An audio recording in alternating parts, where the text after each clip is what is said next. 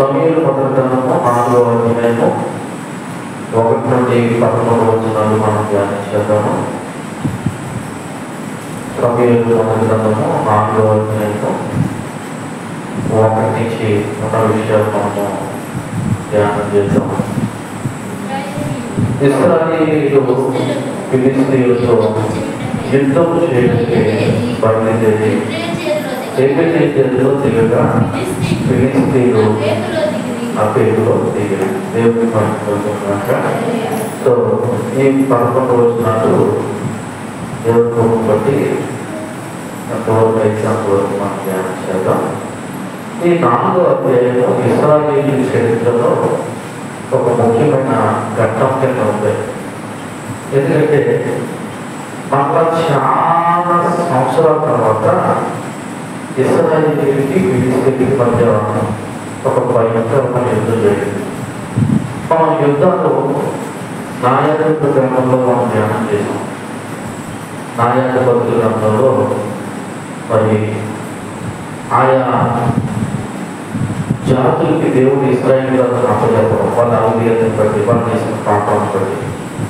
So దేవుడు ఏదో ఒక న్యాయాధిపతిని పైకి లేపి ఆయన ద్వారా ఇశ్రాయేలీయులకు విడుదల చేయడం, ఇవన్నీ మనం న్యాయాధిపతి గ్రంథంలో చూసాం. తర్వాత రూతు గ్రంథంలో అక్కడ ఒక మరి రూతు యొక్క భక్తి జీవితం గురించి, లేదా నయోమి యొక్క వాళ్ళ యొక్క జీవిత చరిత్ర, కుటుంబ జీవిత చరిత్ర అనేది మనకు అక్కడ కనబడుతూ ఉంటాం. తర్వాత మనం సమూయేలు మొదటి గ్రంథం వచ్చిన తర్వాత మరి అన్న సమూయేలు కొరకు ప్రార్థించడం, సమూయేలు పుట్టిన తర్వాత అన్న అతన్ని దేవుడి సన్నిధానానికి అప్పచెప్పడం, ఇవన్నీ కూడా మనం గమనించాం. అయితే మనలో చాలా సంవత్సరాల తర్వాత ఇశ్రాయేలీయులకి ఫిలిష్తీయులకి యుద్ధం జరుగుతూ ఉంది. ఈ యుద్ధం జరిగే సమయానికి అప్పుడు ఇంకా సమూయేలు బాలుడుగానే ఉన్నాడు. అప్పుడు ఇంకా ఎక్కడ ఉన్నాడు? బాలుడుగానే ఉన్నాడు. కాకపోతే నాన్నోట ఈనోట చూడండి 3వ అధ్యాయం 21వ వచనంలో మరియు షిలోహులో యెహోవా మరలా దర్శనమిచ్చుచుండెను. షిలోహులో యెహోవా తన వాక్కు చేత సమూయేలును ప్రత్యక్షపరచు వచ్చెను. సమూయేలు మాట ఇశ్రాయేలీయులందరిలో వెల్లడి అని సమూయేలు యొక్క గ్రంథ గురించి, దేవుని యొక్క వాక్కు మరలా ప్రత్యక్ష గురించి ఆ దేశపు సరిహద్దుల వరకు తెలియపరచడం జరిగింది.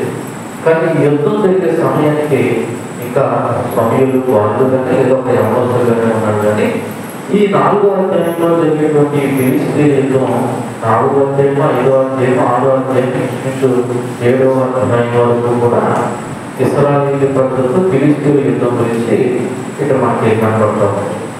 అయితే ఈ యుద్ధ సమయంలో సమూయేలు యొక్క పాత్ర ఏంటంటే ఇక్కడ మనకు కనపడకుండా హిస్టారికల్గా ఇక్కడ జరిగినటువంటి కొన్ని వాస్తవాలను మనం ధ్యానం చేద్దాం. ఈ యుద్ధానికి గల కారణాన్ని ఒకసారి మనం ఆలోచన చేసే ముందు, ఇప్పుడు యుద్ధం ఎవరెవరికి? ఇశ్రాయేలీయులు, ఫిలిష్తీయులు. ఇశ్రాయేలీయులు ఎవరంటే మనకి విన్నదాన్ని బట్టి అబ్రహాము యొక్క కుమారుడు ఇస్సాకు, ఇస్సాకు కుమారుడు యొక్క యాకోబు, యాకోబు యొక్క 12 మంది సంతానాన్ని కలిపి ఏమన్నా అంటే ఇశ్రాయేలీయులుగా మనము వింటూ ఉన్నాము. అది మనకి పరిశుద్ధ లేఖనాలు మనకు తెలియపరుస్తూ ఉన్నాయి, మనం ధ్యానిస్తూ వచ్చాము. అయితే ఈ ఫిలిష్తీయులు ఎవరన్నది ఒకసారి మనకు తెలియాలంటే, ఫిలిష్తీయులు ఇశ్రాయేలీయులకి పక్కలో పన్నులాగా ప్రధానమైన శత్రువుల్లో ఈ ఫిలిష్తీయులు కూడా ఉండవు. నిజానికి ఈ ఫిలిష్తీయుల్ని నేను ఎక్కడ ఉన్నానంటే కానాను దేశంలో దక్షిణ సరిహద్దు మొదలుకొని పశ్చిమ వరకు వీళ్ళు ఆక్రమించి ఉన్నారు. నిజానికి యెహోషువ సమయంలో ఈ ఇశ్రాయేలీయులు అందరినీ చెరపడలేదు, అందరినీ ఓడించారు. కొంతమంది ఏం చేశారు? అలా ముంచేశారు. అలా ముంచేసిన వాళ్ళని ఫిలిష్తీయులు కూడా ఉండవు. వీళ్ళు ఉన్న ఇశ్రాయేలు ప్రజలకు ఎలా ఉండేదంటే ఎక్కువ కూడా పక్కలో పనుల్లో ఉండేది. పక్కలో పనుల్లో ఉండడం వల్ల వీళ్ళకి ఇశ్రాయేలు ప్రజలకి యుద్ధాలు జరుగుతూ ఉండేవి. ముఖ్యంగా మనకి న్యాయాధిపతుల గ్రంథంలో కూడా కనపడదు. అయితే ఈ ఫిలిస్తీన్ల యొక్క మూలం ఏంటి అన్నది ఒకసారి మనం ఆలోచన చేస్తే ఒకసారి మనం ఆదికాండం లేదు కదా. మూలం అనేసరికి ప్రతిదీ ఎక్కడ ప్రారంభం కనపడుతుందంటే ఆదికాండంలోనే ప్రారంభించారు. ఎందుకంటే ఈ సృష్టికి మూలము, ఈ చరిత్రకు మూలము అంతా కూడా ఆదికాండంలో మూలం ఉంటుంది. చూడండి, ఈ ఆదికాండంలో 10వ అధ్యాయము నేను చదువుతూ ఉన్నాను. 6వ వచనం, ఆదికాండము 10వ అధ్యాయము 6వ వచనంలో హాము కుమారుడు అన్నది. ఎవరు కుమారుడు? ఈ హాము కుమారుడు ఎవరంటే నోవహు యొక్క 3 కుమారుడు, ఒక కుమారుడు. నోవహు యొక్క 3 కుమారుడు ఎవరెవరు? షేము, హాము, యాఫెతు. ఈ షేము, యాఫెతు మధ్యలో ఉన్నటువంటి వారు హాము. ఈ హాము యొక్క కుమారుడు ఎవరంటే కూషు, మిస్రాయిము, పూతు, కానాను అనేవాడు. ఈ హాముకి ఎంతమంది కుమారుడు? 4. ఆ 4లో కూషు, మిస్రాయిము, పూతు, కానాను అనేవాడు. ఈ 4లో రెండో వాడి పేరు ఏం పేరు? ఈ హాము యొక్క కుమారుడు మిస్రాయిము. చూడండి ఎక్కడ ఉన్నది ఒకసారి మనము 13వ వచనం చూద్దాం. 13వ వచనం మిస్రాయిము లుదియాలను, అనాబియాలను, లహాబియాలను, నఫ్తీయులను, పత్రుసీయులను, కర్సూయులను, కప్తోరీయులను కనిను. ఫిలిస్తీయులు అనబడుతున్న వారంతా కర్సూయుల నుండి వచ్చేవారు. అంటే ఒక రకంగా చెప్పాలంటే ఎన్ని మనకు తెలియదు, కానీ ఫిలిస్తీయులు ఎవరి సంబంధం చెప్పండి? మిస్రాయిము అన్న తనకు తెలియకపోతే ఇంకా ఆ ప్రాంతం అయిపోయారు హాము. ఇప్పుడు ఫిలిస్తీయులు ఎవరు సంతానం? హాము సంతానం. ఫిలిస్తీయులు ఎవరు సంతానం? హాము సంతానం. ఈ భూమి మీద ఉన్న ప్రతి ప్రజ, అది మన భారతీయులు అవ్వచ్చు, పక్కన దేశం అవ్వచ్చు, ఈ భూమి మీద ఉన్న ప్రజలందరూ ఎవరి సంతానం అంటే ఈ నోవహు యొక్క 3 కుమారులు ఉన్నటువంటి షేము, హాము, యాఫెతు వారే. అది ఈ ఫిలిస్తీయులు ఎవరి నుంచి వచ్చారంటే హాము సంతానం నుంచి వచ్చారు. వీళ్ళు ఒక రకంగా శపింపబడిన సంతానం, శపింపబడిన సంతానం. సో వీళ్ళు గురించి చరిత్రలో ఏమని చెప్పిందంటే వీళ్ళు సముద్ర ప్రాంత ప్రజలు. సముద్ర ప్రాంత ప్రజలు అంటే సముద్ర ప్రాంతంలో వీళ్ళు నివాసాలు ఎక్కువగా ఉండేవి. అంతేకాకుండా వీళ్ళు బహు విగ్రహారాధకులు. ఎవరంటే బహు విగ్రహారాధకులు. అంతేకాదు వీళ్ళు దాగోను దేవత అనబడుతున్న దేవతను ఎక్కువగా పూజించేవారు. ఈ దేవత యొక్క ఆకారం ఎలా ఉంటారని తెలుసా? సగమేమో మనిషి ఆకారం అంట, మొండు కింద నుంచేమో చేప తోమ కదా, ఆ తోమ ఆకారంలో ఉంటుందంటే విగ్రహం. సో ఇటువంటి విగ్రహాన్ని వీళ్ళు దేవతగా పూజించారు. కారణం ఏంటంటే వీళ్ళు ఏ ప్రాంతం వద్దని చెప్పినా సముద్ర ప్రాంతం వద్ద అంటే వాళ్ళంటే వీళ్ళు వృత్తి అన్నమాట చేపలు వండుకోవడం. సో వీళ్ళు బహు దేవత విగ్రహాలుగా ఉండేవారు. అంతేకాకుండా వీళ్ళు సంస్కృతి గురించి మాట్లాడుతుంటే వీళ్ళు వ్యవసాయము, సముద్ర వాణిజ్యమే కాకుండా యుద్ధంలో బాగా నైపుణ్యం కలిగిన వారంట. ఆ రోజుల్లోనే ఇనప ఆయుధంతో చేసినటువంటి ఉపకరణాలు యుద్ధంలో వాడేవారంట. ఇనప ఆయుధాలతో చేసినటువంటి సైనిక లోపం ఎక్కువగా అందులో వాడేవారు. అయితే ఈ ఫిలిస్తీయులు వలస వచ్చేసారు. ఎక్కడ వచ్చేసారంటే ఆ సముద్ర తీర ప్రాంతం ఎక్కడ వచ్చేసారు? కానాను దేశం వచ్చేసారు. ఈ కానాను దేశానికి ఇశ్రాయేలు ప్రజలు వెళ్ళే సమయానికి వాళ్ళు ఉన్నారు. ఎవరు? ఫిలిస్తీయులు ఉన్నారు. అయితే దేవుడు అబ్రహాముకు వాగ్దానం చేశాడు, ఏ దేశం ఇస్తానని? కానాను దేశం ఇస్తాను. కానీ ఈ యొక్క ఫిలిస్తీయులు ఉన్న ప్రాంతాన్ని ఇశ్రాయేలు ప్రజలు యెహోషువ నైపుణ్యం ఏంటంటే వీళ్ళని ఓడించలేదు. ఇశ్రాయేలు ప్రజలు అన్ని ప్రాంతాలని వీళ్ళు స్వాధీనం చేసుకోలేదు. కొంతమంది వదిలేశారు. ఆ వదిలేసిన వాళ్ళు ఈ ఫిలిస్తీయులు కూడా ఒకరు. ఏం చేశారంటే ఇప్పుడు యుద్ధం ఎందుకు జరుగుతుందో తెలుసా? ఇరు దేశాల మధ్య ఆధిపత్యం కోరు. అంటే తెలుసా? ఆ ప్రాంతాన్ని దక్కించుకోవాలని పిలిచింది. ఏ ప్రాంతాన్ని? ఇశ్రాయేలు ప్రజలకున్న కానాను ప్రాంతాన్ని. ఆల్రెడీ చాలా మటుకి ఈ దక్షిణ సరిహద్దు మొదలుకొని ఆ పశ్చిమ సరిహద్దు వరకు అంతా ఆక్రమించేస్తున్నారు. ఇప్పుడు మధ్యలో వెళ్ళిపోవడం ఏంటి? కానాను దేశంలో ఇశ్రాయేలు ప్రజలకున్న ఆ మధ్య భూభాగంలో కావాలని ఇప్పుడు ఫిలిష్తీయులు ఎవరు నిర్ణయం చేస్తున్నారు? ఇశ్రాయేలు. ఇది యుద్ధానికి గల కారణం. యుద్ధం ఎందుకు జరుగుతుందని మనకు తెలియదు కదా. యుద్ధం ఎందుకు జరుగుతుందంటే ఇప్పుడు ఇశ్రాయేలు నివసిస్తున్న భూభాగాన్ని ఫిలిష్తీయులు ఆక్రమించేసుకోవాలని. సో ఆ కారణం చేత ఇప్పుడు వాళ్ళు ఎక్కడికి వచ్చారంటే, మరి చూడండి ఆ 4వ అధ్యాయం 1వ వచనంలో ఆ యుద్ధానికి గల కారణం మాట్లాడుతుంటే, ఇశ్రాయేలేమో ఎబెనేజరులో దిగారట, ఫిలిష్తీయులేమో అఫెకులో దిగారని అక్కడ రాయబడుతుంది. ఎక్కడ దిగారంటే అఫెకులో. ఇక్కడ మనకి ఎబెనేజర్ అనే మనకి ఇది ప్రారంభం కానీ 7వ అధ్యాయంలో మాత్రం దేవుడు వాళ్ళ కలుగు చేసిన విషయాన్ని బట్టి దానికి ఏమని పేరు పెట్టారంటే సహాయకురాయి అని అర్థం వచ్చే విధంగా ఎబెనేజర్ అన్నారు. నిజానికి ఇది ప్రారంభంలో ఒక ప్రదేశం పేరు. ఇది ఇశ్రాయేలు నివసిస్తున్న ప్రాంతం దగ్గరగా ఉంది. అలాగే ఫిలిష్తీయులు నివసిస్తున్న ప్రాంతం దగ్గరగా ఉంది ఏంటంటే అఫెకు. ఇప్పుడు వాళ్ళ సైనికులేమో ఫిలిష్తీయులు అఫెకులో దిగారు. ఇప్పుడు ఇశ్రాయేలు సైనికులేమో ఎక్కడ దిగారు? ఎబెనేజరులో దిగారు. ఇప్పుడు వీళ్ళందరూ దెబ్బలాడడానికి సిద్ధంగా ఉన్నారు. సరే, 2వ వచనం చూడండి. 2వ వచనం ఒకసారి అన్నారు. ఈ 2వ వచనం చెప్పడానికి ముందు అసలు యుద్ధానికి గల కారణంలో ఒకటి ఏమని చెప్పారంటే, వీళ్ళు ఇంటర్నల్గా వాళ్ళ భూమిని ఆక్రమించుకుందామన్న కారణం ఒకటైతే, రెండోది ఇశ్రాయేలు ప్రజల యొక్క పాపము, అంతేకాకుండా ఓపురి ఫినెహాసుల యొక్క అనైతిక ప్రవర్తన, దేవుడి పట్ల వీళ్ళ భయము భక్తి లేని కారణంగా ఇప్పుడు దేవుడే ఇశ్రాయేలు ఎవరి చేతికి అప్పగించినాడు అన్న కారణం తీసుకొచ్చి. మీరు గమనిస్తే నేనైనా ఇశ్రాయేలు ప్రజలకి యుద్ధాలకు కారణం తెలుసా? వాళ్ళ పాపమే.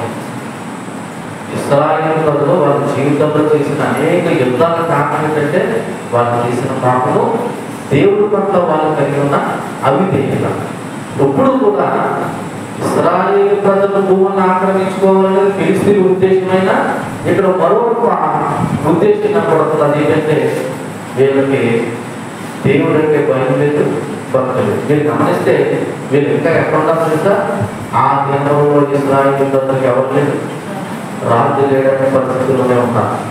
అప్పుడు ఇంకా సమూయేలు ఒక ప్రవక్తగా స్థిరపరచబడుతున్నాడు, కానీ ఇంకా సమూయేలు ఒక ఆత్మీయ నాయకుడుగాను లేకపోతే వాళ్ళందరూ నడిపించే ఒక నాయకుడిగా ఇంకా లేడు.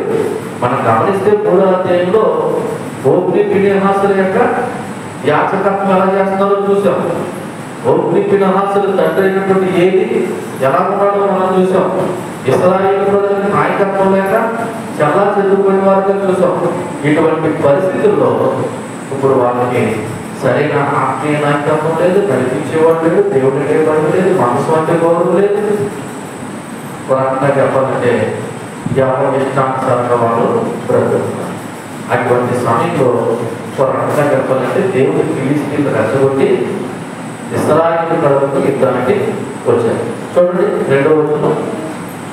ఫిలిష్తీయులు ఇశ్రాయేలీయుల మీద తాము యుద్ధ భక్తులుగా తీర్చుకోనగా వారు యుద్ధంలో కలిసినప్పుడు ఇశ్రాయేలీయులు ఫిలిష్తీయుల ఎదుట ఓడిపోయి యుద్ధ భూములనే ఎక్కువ తక్కువ 4,000 మంది హతులయ్యింది. చాలా సంవత్సరాలు జరుగుతున్న యుద్ధంలో వీళ్ళకి జరిగినటువంటి ఘోరమైన మొదటి వాటం. ఇది మొదటి వాటం. ఎందుకంటే ఇక్కడ దగ్గర వీళ్ళు 2 సార్లు యుద్ధం చేస్తారు ఫిలిష్తీయులతో ఈ 4వ అధ్యాయంలో.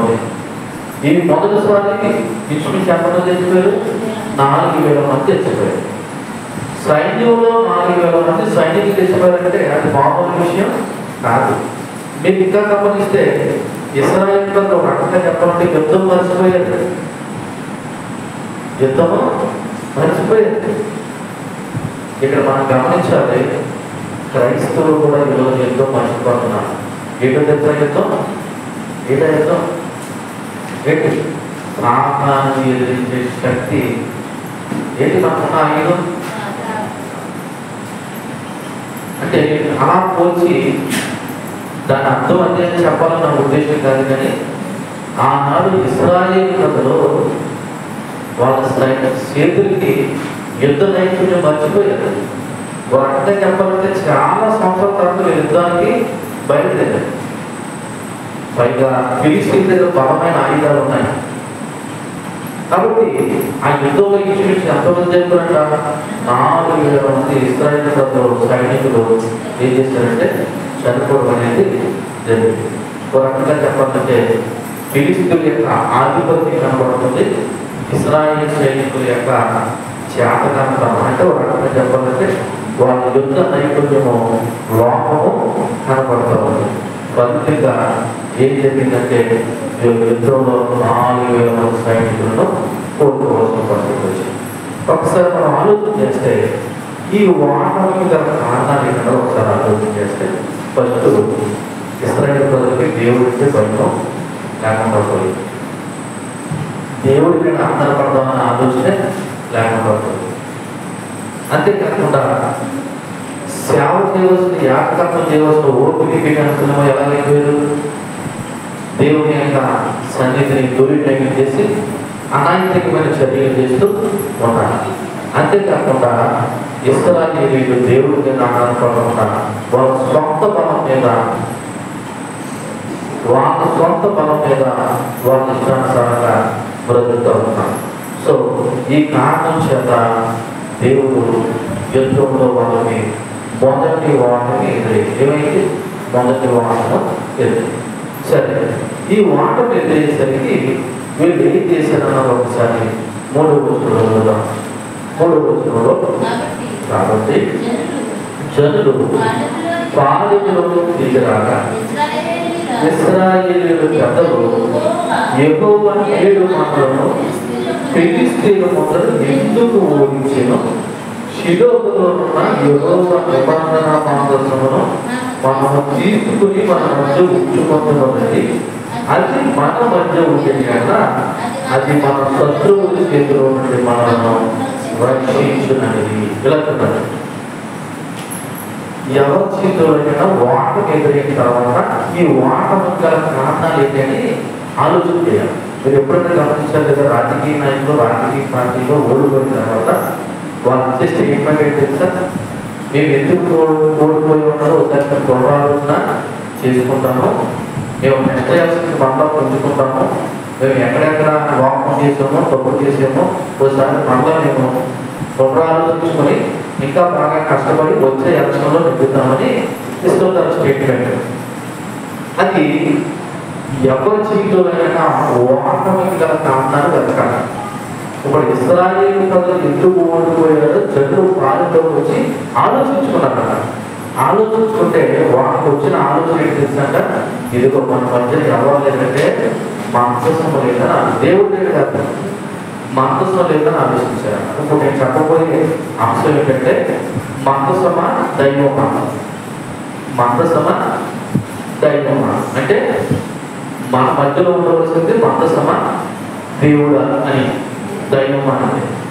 కాబట్టి ఇశ్రాయేలు ప్రజలకు ఏం ఆలోచన చేసిందంటే, ఇదిగో మనం యుద్ధంలో ఇంతవరకు ఓడిపోలేదు, ఇంతకుముందు మనం యుద్ధం చేసాము, చాలా మంది అన్ని జాతులు మనం ఏం చేసాము, ఓడించాము. ఈ ఫిలిష్తీయులు అనుకుంటున్నాం ఇంతకుముందు కూడా మనము ఓడించాము. ఈసారి ఓడిపోవడం గల కారణాన్ని ఏదైనా వాళ్ళు ఆలోచన చేసుకుంటే వాళ్ళకి వచ్చిన ఆలోచన ఏంటి తెలుసా? ఇదిగో మనం తప్పు చేస్తాము.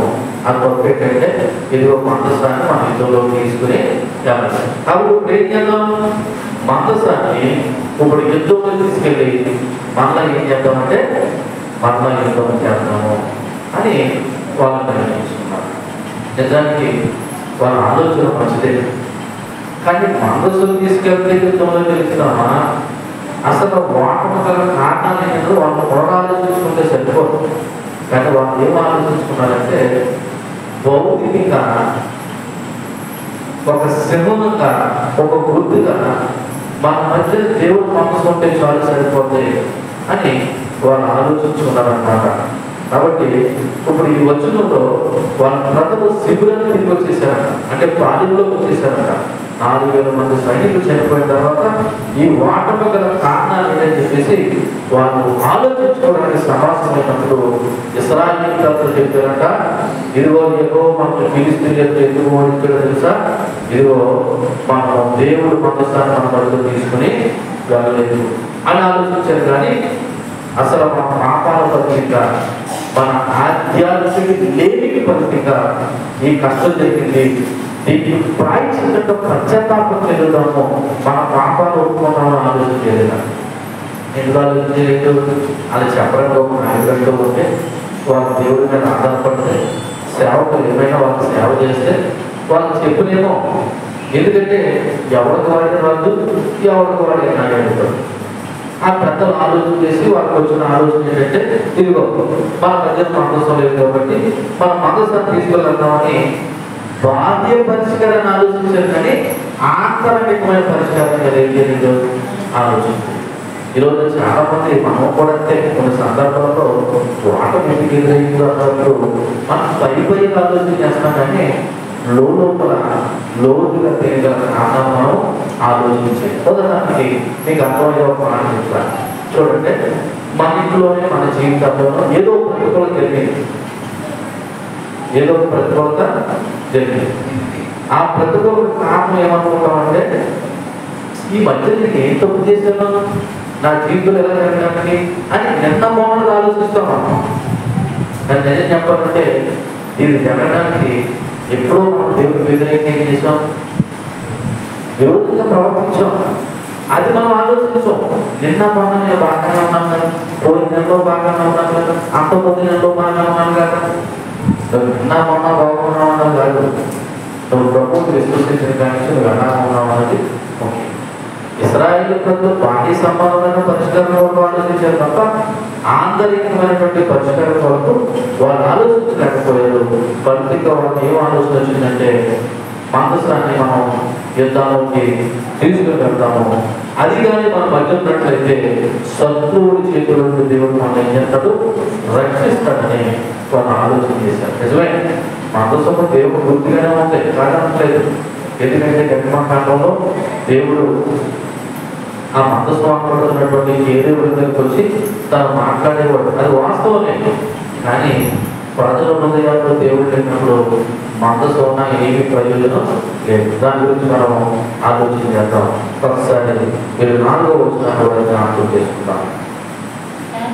కాబట్టి జనులు షిలోహును కొందరు పంపి అక్కడ నుండి కేరుబుల మధ్య ఆశీర్వదిస్తూ సైన్యములకు అధిపతులకు యెహోవా నిబంధన మందసమును తెప్పించి ఏది యొక్క ఎంతో కుమారుడైన ఓఫ్నీ ఫీనెహాసును అక్కడనే దేవుని నిబంధన మందసం వద్ద ఉండేది. సో ఈ 4వ వచనంలో వాళ్ళు నిర్ణయించుకున్న ప్రకారం కొంతమంది ప్రజలను ఎక్కడ పంపించారంటే షిలోహుకు పంపించారు. ఎందుకంటే దేవుడు మనసు ఉంది, షిలోహులో ఉంది. సో షిలోహులో మందసం చేసిన ఒక గుడారం, ఆ గుడారంలో ఈ మందసపు పెట్టి, ఈ మందసం పెట్టి ఏముంటాయి, అమరుడు కన్నా 2 రాతి పనులు, మన్నాకర, బంగారు పాత్ర, ఈ 3 పెట్టి ఒక పెట్టిలో ఉంటాయి. పైన మీకు మందసం గురించి చెప్పినప్పుడు చెప్పాను, ఆ మందసం పైన 2 కేజీలు రెక్కలతో ఇలా గిట్టుకొని ఉంటాయి. దేవుడు తన ప్రత్యక్షత వాక్యం చెప్పడానికి ఆ కేజీల మీద ఆశీనుడై మాట్లాడేవాడు అనేది మనకి మందసం గురించినటువంటి దాంట్లో మనము విన్నాము. ఇప్పుడు వాళ్ళు అదే మాట మాట్లాడుతున్నారు. ఇది ఒక కాదని జనులు షిలోహును వద్దన్న పంపి అక్కడ నుండి కేరుబుల మధ్య ఆశీనుడైన సైన్యములకు అధిపతులకు యెహోవా నిబంధన మందసమును తెప్పించేది. అంటే దేవుడు ఎక్కడ నివాసం చేస్తున్నాడు ఏంటన్నది అక్కడ రాయబడి ఉంది. ఆయన ఎక్కడ నివాసం చేస్తున్నాడంటే కేరుబుల మధ్య ఆశీనుడై ఆయన సైన్యములకు అధిపతి అని బాగానే వాళ్ళు సంబోధించారు. ఆ విధంగానే మందసాన్ని కూడా తెప్పించారు. అయితే ఆ మందసానికి తీసుకెళ్లే సమయానికి ఆ మందస్సు దగ్గర ఎవరు ఉన్నారంటే ఓపిక మిడియనాథులు ఉన్నారు. నిజానికి వీరు మందస్సు దగ్గరే ఉన్నారు, కానీ దేవుని యొక్క సేవ మాత్రం చేయలేదు. మీరు ఎక్కడ ఉన్నారన్నది ముఖ్యం కాదు. ఒకవేళ మందిరంలోనే ఉన్నా, మీరు ఎక్కడున్నా, మీరు ఎవరు ప్రతినిధులుగా ఉన్నారన్నది ముఖ్యం. ఓపెన్ మీడియాస్ సేవకులే మందస్సు దగ్గరే ఉన్నారట, కానీ నిరుపయోగంగా నిష్ప్రయోజకులుగా ఉన్నారు. ఈరోజు చాలా మంది సేవకులైనా విశ్వాసులైనా పేరుకి దేవుణ్ణే కలిగి ఉన్నారు, కానీ ఎలా ఉన్నారు తెలుసా? నిష్ప్రయోజనమైన సేవకులుగా, నిష్ప్రయోజనమైన విశ్వాసులుగా జీవిస్తూ ఉన్నారు. కాబట్టి ఏలియా కుమారులు ఆ ఓపెన్ మీడియా వాళ్ళు మందస్సులతోనే ఉన్నారు, కానీ వాళ్ళు మందస్సాన్ని సంరక్షించట్లేదు. అనగా దేవుని యొక్క సేవలో వాళ్ళు నైతిక బాధ్యత వహించి చూడండి.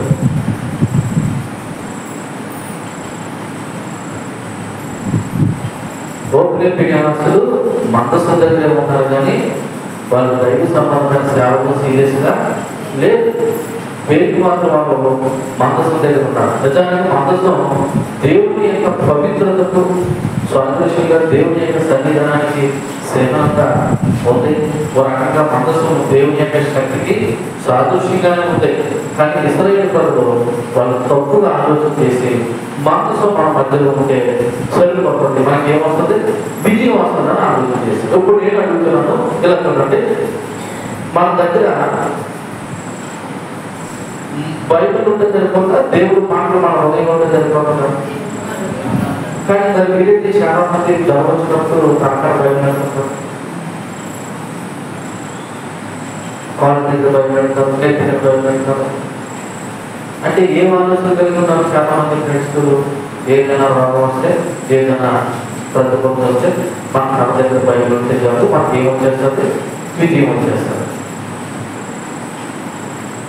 నిజానికి బైబిల్ తాకడండి, బైబిల్ హృదయంలో ఉండాలి. ఎక్కడ అంటే ఈరోజు మనం కూడా తెలియకుండానే కొన్ని శకనాలను, కొన్ని క్రైస్తవ సంబంధమైన గుర్తులను మనం కూడా అడాప్ట్ చేసేసుకుని ఆర్టిక్ బాన్స్ అయిపోయారు. కొంతమంది సిలువని, కొంతమంది రోడ్డు రాసిన రోడ్డు బాటల్ని, ఐదు ప్రార్థన చేసిన కచేరీని.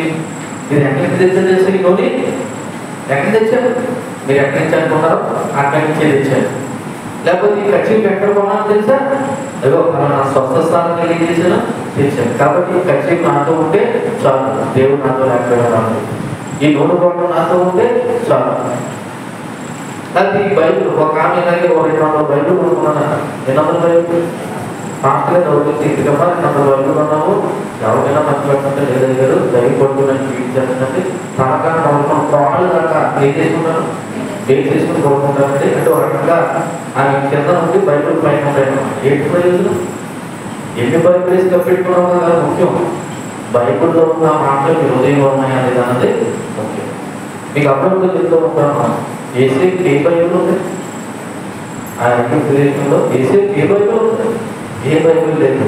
బైబిల్లో ఉన్న మాటలు అనగా దేవుడు మాట్లాడుతూ ఉన్నాయి, హృదయంలో. వీళ్ళు కూడా ఏం ఆలోచించారంటే తప్పుగా మనసు మన దగ్గర ఉంటే చాలు, మనకి ఏమొచ్చేస్తుంది, విజయం వచ్చేస్తుంది. ఈరోజు క్రైస్తవులు కూడా ఆలోచన చేస్తారు. పాస్టర్ గారు ప్రార్థన చేస్తే చాలు, ఏం లేకపోవడం పాస్టర్ గారు మన మధ్యలో ఉంటే చాలు, లేకపోతే ఇక పలానా వస్తువు మన మధ్యలో ఉంటే చాలు, లేదా పలానాది దేవుడు పూర్తిగా ఇది ఉంటే చాలు. ఇప్పుడు ఎవరితో మనతో ఎవరు ఉన్నట్టు దేవుడు ఉన్నట్టు అనుకుంటారు. అలా కాదు. భౌతిక సంబంధమైన శకనాలు కాదు దేవుడు నీతో ఉండడం. దేవుడు నీతో ఉండాలంటే దేవుడు నీలో ఉండాలి, దేవుడు మాటలే మనలో ఉండాలి, అప్పుడు దేవుడు మనలో ఉంటాడు. కాబట్టి వీళ్ళు తప్పుగా ఆలోచన చేసి మొత్తానికి మనసాన్ని తీసుకుని వచ్చారు. చూడండి, 5వ వచనం, యెహోవా నిబంధన మందసం గడ్డలోకి రాగా ఇశ్రాయేలీయులందరూ భూమి ప్రతిధ్వనించినంత గొప్ప కేక వేసేది. ఎక్కడైనా బాగా వచ్చేసి పూర్వం వచ్చేసి ఎక్కడ చెప్పాలంటే ఏమొచ్చేసింది, పూర్వం వచ్చేసింది. ఎందుకంటే ఇక ఎక్కడ మళ్ళీ ఏం తీసుకొచ్చేసారంట, ఈ దేవుడు మనసు, ఈ దేవుడు మనతో ఉంటాడు. ఇంకా ఫిలిష్తీయులే అవసరమైతే ఇంకో జాతిలో వచ్చిన జరుపు మనం ఏం చేస్తాం, ఓడించేస్తాం. దీన్నే అతి విశ్వాసం అంటారు. నిజానికి మందసము దేవుడు గుర్తే కాదట్లేదు. ఇప్పుడు మందసాన్ని దేవుడు ఒక సాదృశ్యంగా ఇచ్చాడు తప్ప మందసమే దేవుడు కాదు. మందసమే దేవుడు కాదు. మీకు అర్థమైన ఒక మాట చెప్తారు. అప్పుడప్పుడు ఆ మధ్యకాలంలో రైతులు యూరియా బస్తాలు తీసుకోవడానికి లైన్లో కూర్చోలేక, లైన్లో అంటే ఏమైనా పెట్టారని తెలిసిన వాళ్ళ చేతులు నిలబెట్టారు. ఎవరి చేతులు వాళ్ళ లైన్లో పెట్టారు. ఇప్పుడు అర్థం ఏంటి? చెప్పుల మనిషి ఆ మనిషి తరఫున లైన్లో ఏం పెట్టుకున్నారు అందరూ? ఎవరి చెప్పులు వచ్చినప్పుడు ఆ మనిషి తెచ్చుకుంటారు. ఇప్పుడు చెప్పులు మనిషి అన్నావా లేదా మనిషి చెప్పులు అన్నావా? అంటే వాళ్ళు లైన్లో కూర్చోలేక ఆ ఎండ పడలేక వాళ్ళు ఏం చేశారంటే వాళ్ళు గుర్తుగా ఆ చెప్పులు పట్టుకుని ఆ నేర్పన్నారు.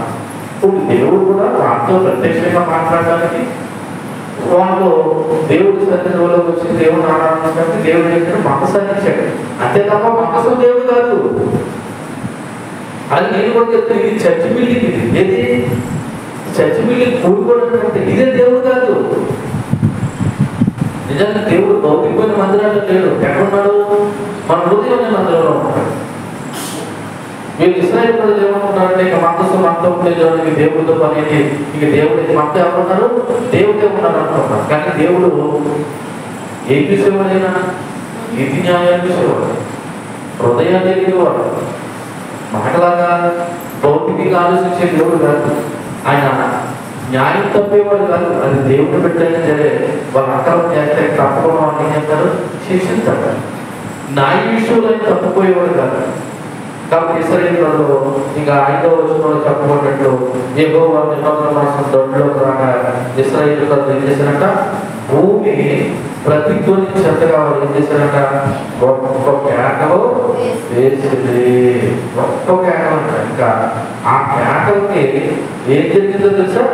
చూడండి పక్కన 6వ వచనంలో ఫిలిష్తీయులు ఆ కేకలు విని ఎబ్రీయుల దండులో ఈ గొప్ప కేకలతో ఏమని అడిగి యెహోవా నిబంధన మందసం దండులోకి వచ్చినని తెలుసుకుని ఇక ఆ కేకలని ఏంటి ఎబ్రీయుల్లోకి నిజానికి 4,000 మంది చనిపోతే వాళ్ళు ఏం కనపడాలా?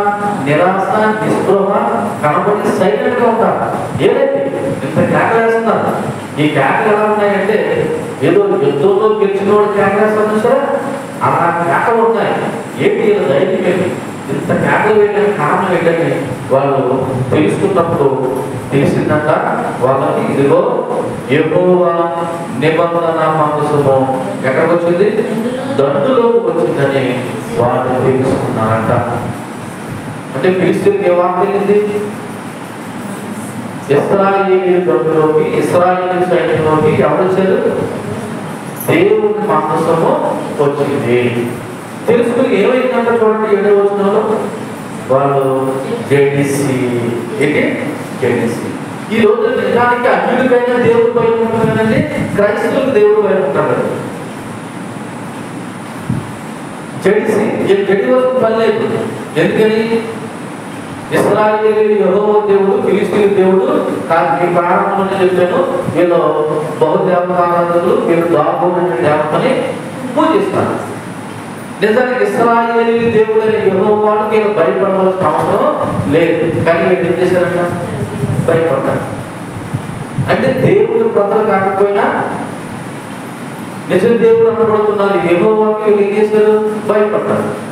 కానీ దురదృష్టం ఏంటంటే ఈ రోజున అన్యులైనా దేవుడు భయపడుతున్నారు, కానీ ప్రభువు నమ్మకం క్రైస్తవులు మాత్రం ఈ రోజున ఎవరు భయపడలేదు అని మీరు కామన్గా చెప్పేసి మేము కాదని ఊరుకోకండి. ఒకసారి నువ్వే ఆలోచించుకో, నువ్వు దేవుడు భయపడుతున్నావు లేదు. నీ నమ్మకంలో, నీ చూపులో, నీ మాటలో, నీ ప్రవర్తనలో నువ్వు దేవుడు నమ్ముకున్నావు అన్నావు కదా, నువ్వు ఎంత దేవుడు భయపడుతున్నావు ఒకసారి ఆలోచించి. వాళ్ళ దండులోకి మందసం వచ్చిందని ఫిలిష్తీయులు ఏమైనాక జడిసి ఏం చెప్పుకున్నారు చూడండి. వాళ్ళు దేవుడు దండులోకి వచ్చిందని అనుకుని అయ్యో మనకు శ్రమ. వాళ్ళకన్నా భయం ఉంది ఈ రోజున. ఇశ్రాయేలు దేవుడికి మనం ఏమనకూడదు, లేకపోతే ఇశ్రాయేలు దేవుడిలో మనము వెళ్ళకూడదు, వాళ్ళ దేవుడు చాలా గొప్పోడు అని ఫిలిష్తీయులకైనా భయం ఉంది. కానీ సాక్షాత్ దేవుడినే అడాప్ట్ చేసుకుని మేము దేవుడి ప్రజలను చెప్పుకున్న ఇశ్రాయేలు ప్రజలకు ఏం లేకుండా పోయిందంటే భయం లేకుండా పోయింది. నేటి మాదిరి క్రైస్తవుల జీవిత విధానాలు కూడా అలాగే ఉన్నాయి. చూడండి, ఫిలిష్తీయులు ఏం చెప్తున్నారో ఆ దేవుడి గురించి. ఎంతకు మునుపు వారు ఎలాగో సంప్రదింపలేదు, అయ్యో మహాసూరులకు ఈ దేవుడి చేతులు నుండి. చూడండి, ఇశ్రాయేలు దేవుడికి ఏ పేరు పెట్టేవారు? మహాసూరులకు. ఈ దేవుడు అంటే ఎంత గొప్పగా ఇశ్రాయేలు దేవుడు మనం వర్ణిస్తున్నారో చూడండి. అలా వర్ణించడానికి కారణం ఏంటో తెలుసా? చెప్తాం చూడండి. ఈ దేవుడు ఏంటంటే ఈ దేవుడి చేతిలో మనం ఎవరు విడిపించగలరో కష్టం. అంటే ఇంత గొప్ప మహాసూరుడు వీరుడైన చేతుల నుండి మనం ఎవరు విడిపించగలరు? అరణ్యమందు అనేకమైన తెగులు చేత ఐగుప్తును ఆత్మ చేసిన దేవుడు ఈయనే కదా అని ఇశ్రాయేలు దేవుడి గురించి ఎవరు మాట్లాడుతున్నారు తెలుసా? ఫిలిష్తీయులు మాట్లాడుతున్నారు. అంటే నిజ దేవుడు గొప్పతనాన్ని ఎవరు చెప్తున్నారు ఈ రోజున? అన్నీ చెప్తారు. మీరు ఏమో కొంత మాట చెప్తున్నారంటే ఈ రోజున నేటి క్రైస్తవులు కూడా బైబిల్ ఎక్కువగా ఎవరు చెప్తున్నారు తెలుసా? క్రైస్తవులుగా తెలియదు. కొంతమంది అందులో మంది చదువుతున్నారు. ఇందులో ఏదో కారణం చేస్తారు, ఏదో కారణం చేస్తారు. ఇందులో ఉన్న దోషాలు పట్టుకున్నామను, అంత లోపాలు పట్టుకున్నామను, లేకపోతే ఏదో విధంగా ఈరోజు బైబిల్ అన్నిలైనా చదువుతున్నారు. కానీ దేవుడి పడుతున్నాం. మీరే ప్రశ్నించుకుని మీరు అర్థం చేస్తున్నారు. బైబిల్ చదివితే ఏం చదువుతున్నారు? ఎన్ని అధ్యాయాలు చదువుతున్నారు? ఏం అర్థం చేసుకున్నారు? చదవడంటే వార్తాపత్రిక చదువుకుంటారు. బైబిల్ అందులో ఉన్న సత్యాన్ని గ్రహించాలి, అందులో ఉన్న నీతిని గ్రహించాలి.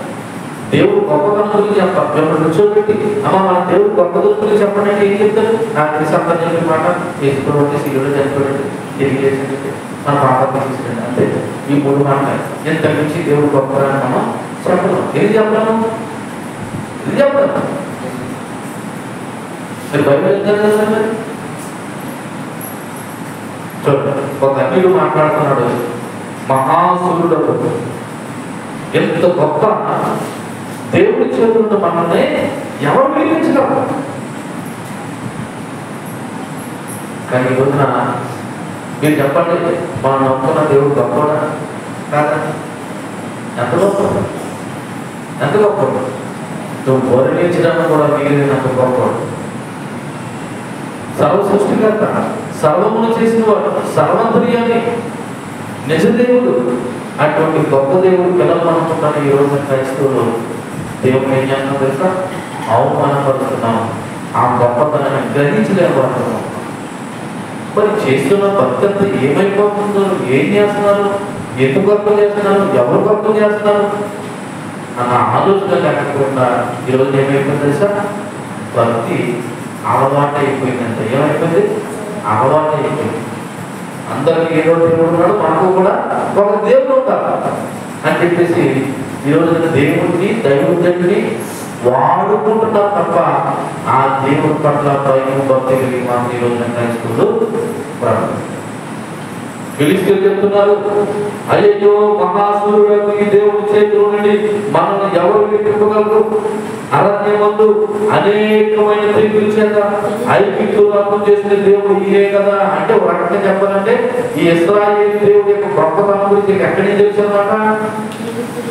ఐగుప్తు దేశం నుండి వచ్చిన కానీ తెలుసు. కానీ ఎవరికి తెలియదు. ఎవరికి మర్చిపోయారు.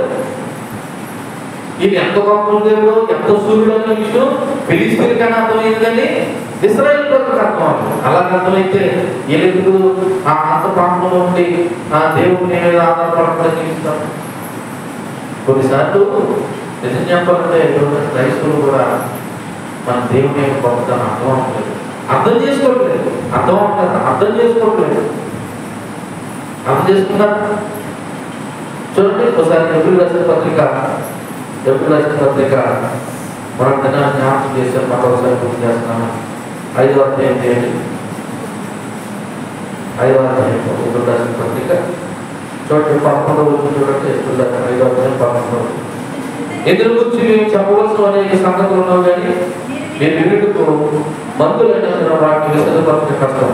12వ కాలం బట్టి చూస్తే మీరు ఎలా ఉంటారన్నా, ఎలా ఉంటారన్నా?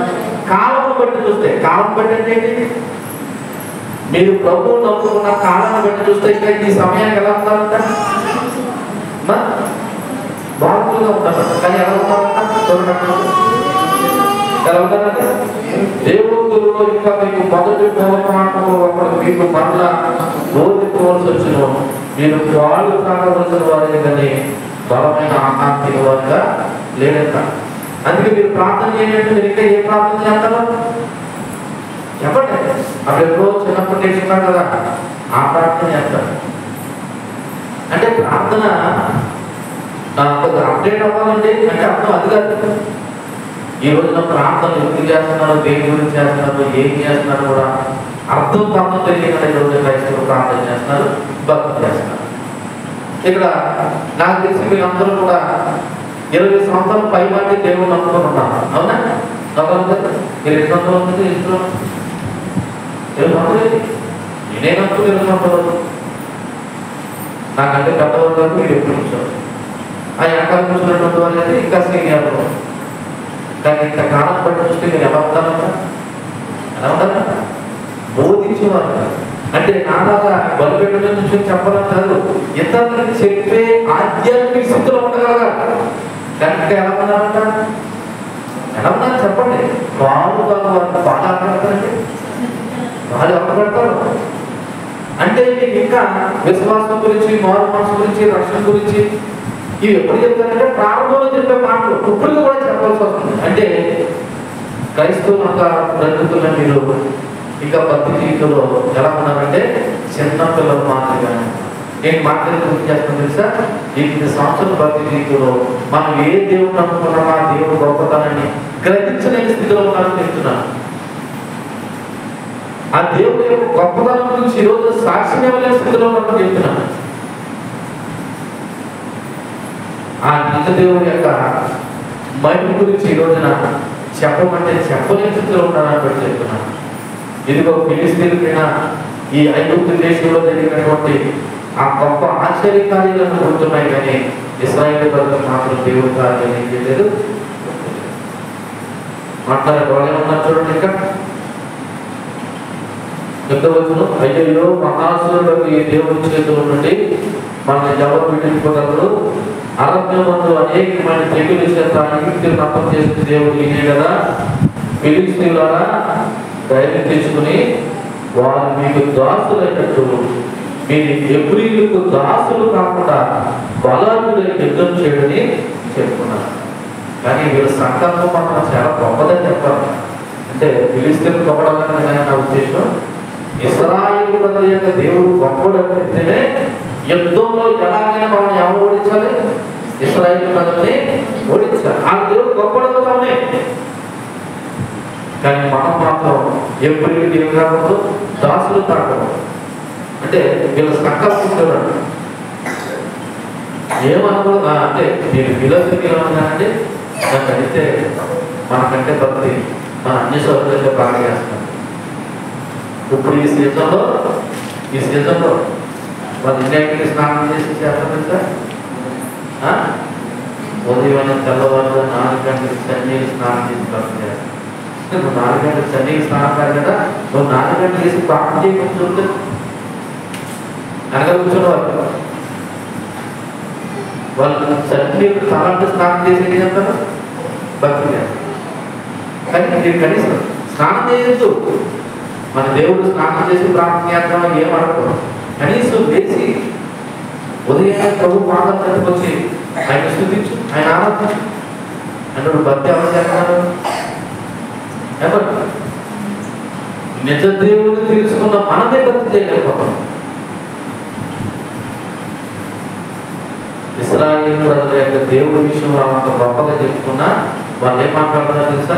సరే ఏది ఏమైనా ఎంతో మాత్రం మనము ఓడిపోకూడదు, ఎప్పుడు ఏం చేయడం ఓడించుతేరా అని చెప్పేసి వాళ్ళ పూలకు ధైర్యం తెచ్చుకున్నారు. ధైర్యం తెచ్చుకుని వాళ్ళు మీకు దాసులు అయినట్టు మీరు ఎబ్రీలకు దాసులు కాకుండా బలాన్ని యుద్ధం చేయడని చెప్పుకున్నారంట.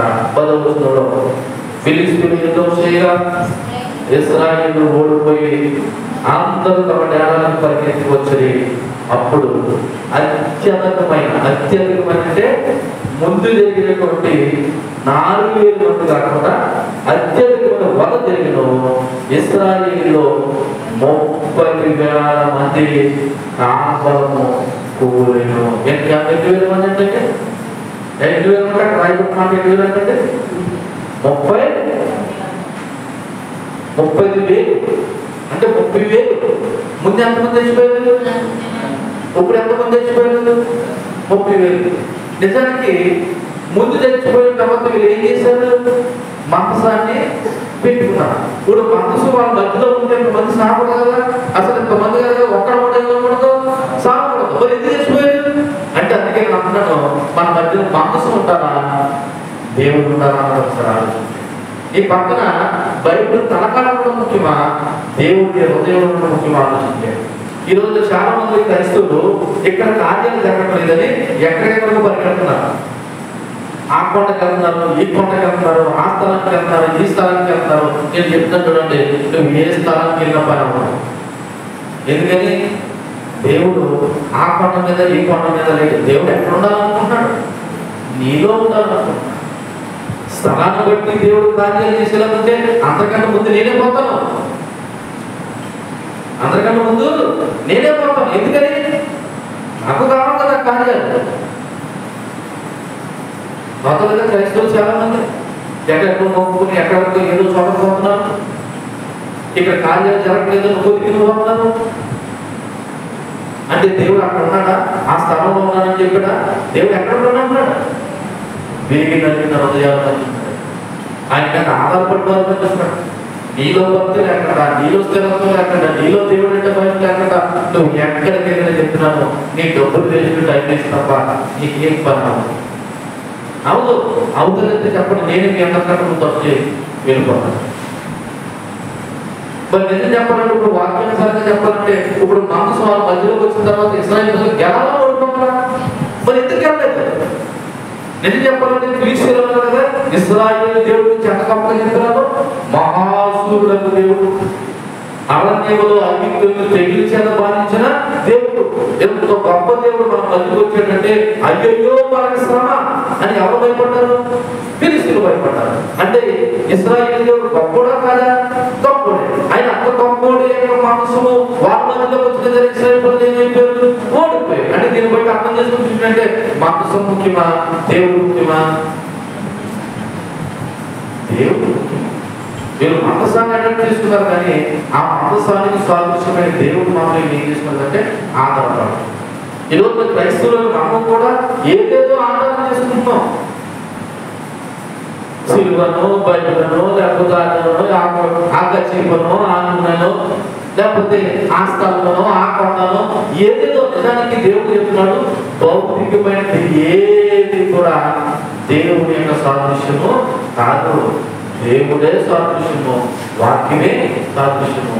నీ హృదయంలో వాక్యం ఉండాలా, దేవుడు ఉండాలి తప్ప నువ్వు భౌతికమైన తలగా తెచ్చుకున్నా, తలగా తెచ్చుకున్నా, నెత్తి మీద తెచ్చుకున్నా, కాళ్ళ మీద తెచ్చుకున్నా, మనసుల మీద తెచ్చుకున్నా నీకు ఏమి పని అవ్వదు. నీకు ఇంకా డబ్బులు ఎక్కడ పరిగెట్టినా సరే ఏమి పని అవ్వదు. అలా పని అయ్యేలాంటే మనసు వేరు మధ్యలోనే ఉంటాయి, కానీ ఇశ్రాయేలుకి ఏం రాలేదు, విజయం రాలేదు. అంటే దీన్ని బట్టి మనకి మన జీవితంలో కావాల్సింది దేవుడా లేకపోతే మనసు మాట్లాడాలి. ఆలోచించే ఇంచుమించు 30,000 మంది వేసిపోయారట.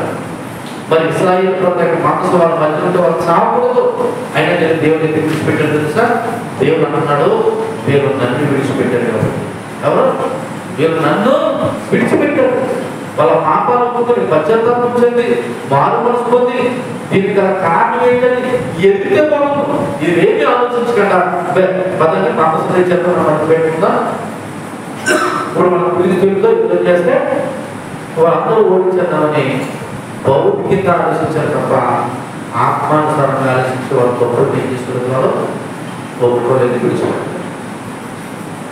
మందస్సు వాళ్ళ మధ్యలో ఉన్నా సరే దేవుడు వాళ్ళు ఫిలిస్తీన్ చేతికి అప్పచెప్పేసి ఫిలిస్తీన్ అప్పచెప్పలేదు కాదు, ఇంకోటి కూడా జరిగింది చూడండి. ఎక్కడ 11వ వచనం, మరియు దేవుడు మందస్సును పట్టబడిన అది కారణం ఓ పినియామాసులు ఏమి యొక్క ఇద్దరు కుమారులు కూడా నష్టమైంది. ఇప్పుడు ఎంత నష్టం జరిగిందో తెలుసా? ఇశ్రాయేలు సైన్యం 30,000 మంది చచ్చిపోయారు. దేవుడికి సాదృశ్యరూపమైన మందసం ఫిలిస్తీన్ పట్టిపోయారు. అంతేకాకుండా మందసం దగ్గర యాజకత్వం చేసేమనుకున్నట్టుగా అనైతికమైన ప్రవర్తనతో దేవుడి సేవకులుగా పిలువబడినటువంటి ఏమి యొక్క ఇద్దరు కుమారులు అనబడుతున్న ఓ ప్రీతిగాసులు కూడా ఒక రోజు ఏమైపోయినట్ట చచ్చిపోయారు. నేను చెప్పాలంటే ఇది 3వ అధ్యాయంలో దేవుడు ఏమి కుటుంబంతో మాట్లాడినటువంటి దైవికమైన హెచ్చరిక. ఆ హెచ్చరిక నెరవేర్పు ఏంటంటే ఏమి యొక్క ఇద్దరు కుమారులు ఏమైపోయారు, అర్థమైపోయారు. అంటే నేను ఏం చెప్పదలిసిన ఈ సమయంలో చూడండి, దేవుని యొక్క నీతి న్యాయాలకు వ్యతిరేకంగా ఎంతటి వాళ్ళు ప్రవర్తించినా దేవుని యొక్క ఉపయోగం బతకాల్సిందే. అది దైవ సేవకుడైనా మామూలు విశ్వాసం అయినా.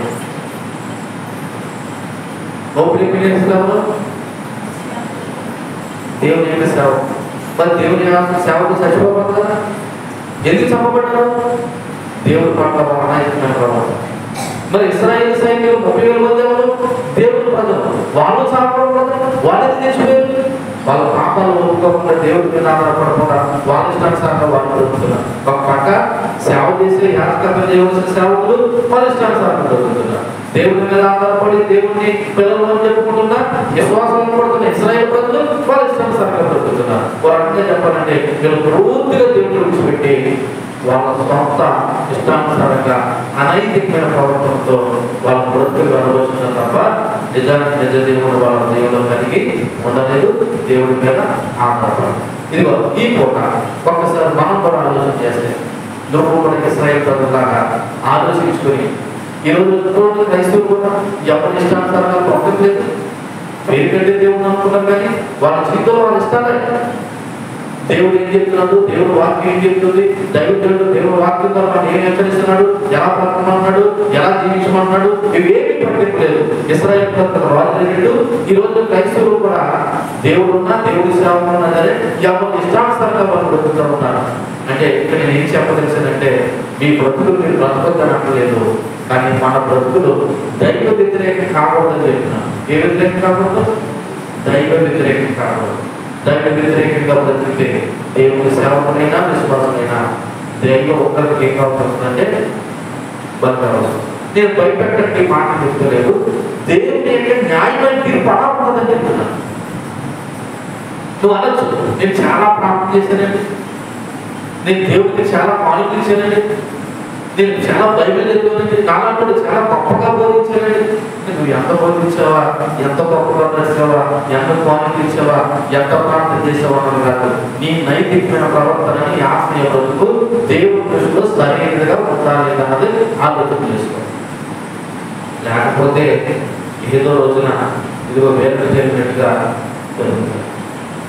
చూడండి ఎంత నష్టం వాటిలో వాళ్ళు దేవుడి పట్ల భయపడుతూ లేని బ్రతుకు మూలంగా ఇశ్రాయేలు సైన్యం 3,000 మంది, తర్వాత 30,000 మంది, తర్వాత మందసం పట్టబడింది. సేవకుల యొక్క ఇద్దరు కుమారులు కూడా ఏమైపోయారు, చనిపోయారు. దీన్ని బట్టి గుర్తు పెట్టుకోండి, మన మధ్యన ఉండవలసింది మందసం కాదు, ఆ మందసానికి సాదృశ్యమైన దేవుడు. ఈరోజు మీ హృదయాల్లో కూడా ఎవరు మరొకసారి ఆలోచన చేయండి, దేవుడు ఉన్నాడా? లేకపోతే మా దగ్గర ప్రార్థన చేసుకున్నానండి, ఖర్చు ఉందండి, మా బంధువులు ఉన్నారండి, కొద్ది ఆస్తులు ఉన్నాయండి, అంతస్తులు ఉన్నాయండి, బలం ఉందండి, నోరు ఉందండి, బలం ఉందండి, దేవుడితో పని ఉందండి అని అనుకుంటే గుర్తుపెట్టుకో, ఎంతటి బలం లేదంటే దేవుడిని విస్మరిస్తే దేవుడు వద్దనుకుంటే ఇదిగో ఎటువంటి పరిస్థితులు ఎదురవుతుంది ఎంతో ఒకసారి ఆలోచించి. నేను ముగిస్తున్నాను.